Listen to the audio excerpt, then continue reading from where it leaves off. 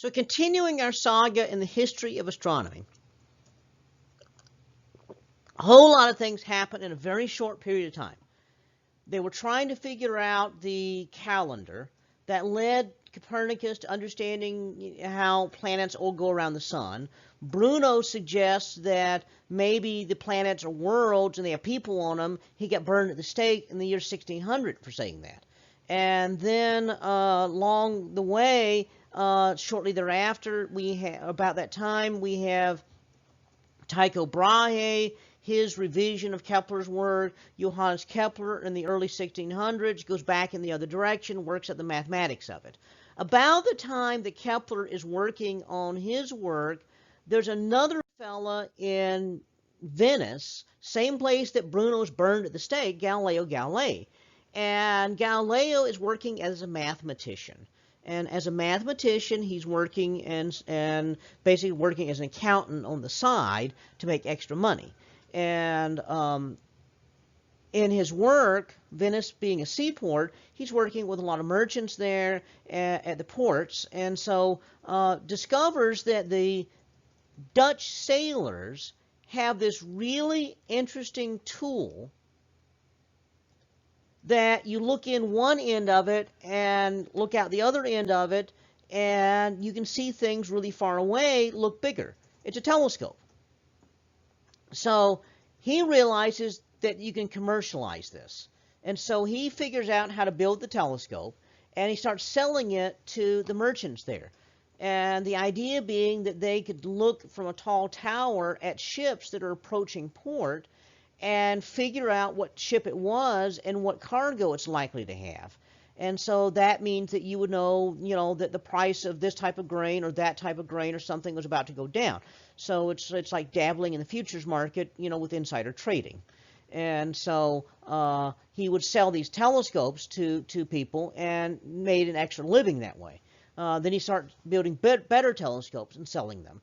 And then one day he points his telescope at the sky and realizes, oh, wow, there's a lot of cool stuff up there.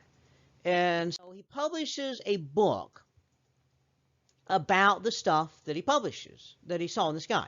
And so he publishes in the year 1610, okay, and only after about a year, he titles his book Sidereus Nuncius. Sidereus Nuncius means the starry messenger. And it's in Latin because that's the language of the scholars. And so he credits his patrons that were helping fund him and so forth. And in this book, he explains with his telescope, he was able to see a variety of very important things. For one thing, he says, when he looked at the moon, he saw that the moon had craters on it. Okay. When he looked at the sun, he saw spots on the sun. Okay. And then he looked at Venus, he saw a really weird thing happening. And that was that when Venus was bright, it was a crescent, and when it was dimmer, it was small and kind of gibbous. And so he was trying to figure that out, and he says, well, that doesn't make any sense if Venus is orbiting an epicycle between the Earth and the Sun. You would never see those phases. The only way you see those phases is if Venus is orbiting the Sun, and we're seeing it from afar. And so this became a major discovery right here. This was very much suggestive that maybe Venus orbits the Sun. Maybe Copernicus is right. Then he looks at Jupiter and records what he sees. Now, this is actually not his actual wording right there. Okay, his wording looks more like that. But when he looked at Jupiter, he saw that there was these four little stars there at Jupiter that rearranged themselves. And those four little stars became known as the Galilean moons. They were actually moons of Jupiter. Now, he originally called them planets, Medicean planets, because the Mediceans were the people paying him. And so he called them Medicean planets. So Io, Europa, Ganymede, and Callisto were originally considered planets, and then they're taken off the list of planets because they go around Jupiter, not the Sun. In fact, this was a major step forward too, because he found something that went around Jupiter. That means not everything goes around the Earth. And so all this stuff was published in 1610. Now remember, he does this in Venice. This is during the Inquisition, where they're saying, oh gosh, anything that is different from what the church is teaching is heresy. And the church was teaching not just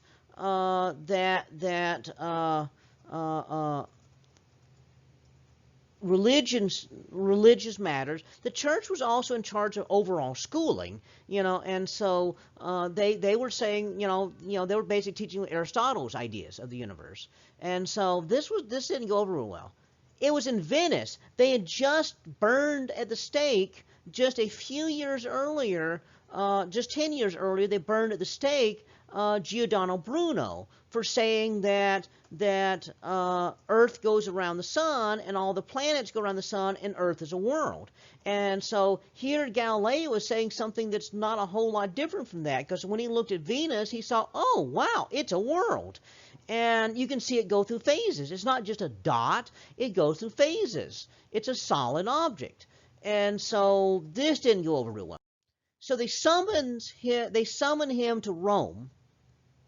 Okay.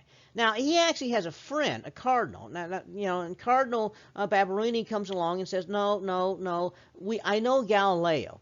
Galileo is actually a very devout Catholic. He's not trying to impugn the authority of the church. He's not trying to challenge church teachings. He's not trying to actually do anything heretical. He's actually just reporting what he sees. And so they talked to Galileo and they said, look, right now we are dealing with other issues. Okay. Right now we have the Protestant Reformation going on. We have Martin Luther and his treatise that he nailed to his church door in Wittenberg. We don't want any challenges to anything that we say. So what we're going to do is we are going to set up an observatory. We're going to have a Vatican observatory, and they are going to use telescopes just like you were using, and they're going to research what you saw, and they're going to come to a conclusion in about 100 years or so. It's going to take a while. And so they made Galileo swear that he would never again promote the heliocentric model. And what he did was he had to recount everything that he said and say that he was mistaken and that he was holding his telescope backwards, which is why he thought that the sky was moving, why he thought the Earth was moving instead of the sky moving. And so he goes back home. He actually moves to a different city at this point. So moves from Venice over to Florence. And so while there, he starts studying motion, how things move, and so forth. He then writes another book called The Dialogue. Okay. Now, the problem is, the Dialogue by Galileo Galilei, the dialogue is written as a discussion between three people. There's this one person that's kind of confused, and the confused person says, I don't understand the heliocentric model and the geocentric model. And so what happens is there's a very highly educated person here, Salvietti. And Salvietti explains the Copernican model and the heliocentric model and explains the observations you see in the telescope and explains why all that stuff works. Okay. And rebutting him is Simplicio the idiot. And the Simplicio the idiot's only argument is, but the Pope says such and such. And Salvietti explains, how the telescope shows phases on Venus. And then Simplicio the idiot says, but the Pope says such and such. Okay. And so, anyway, that was the book. The other thing was, unlike his previous book, which was written in Latin, the dialogue is written in Italian, the language of the masses. The Sidereus Nuncius was written and published, and only scholars read it. This pamphlet was published and spread all over Italy.